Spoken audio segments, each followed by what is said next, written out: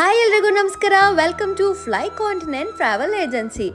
ಎಲ್ಲರಿಗೂ ಕಾಶಿಗೆ ಹೋಗ್ಬೇಕಂತ ಪ್ಲಾನ್ ಖಂಡಿತ ಇರುತ್ತೆ.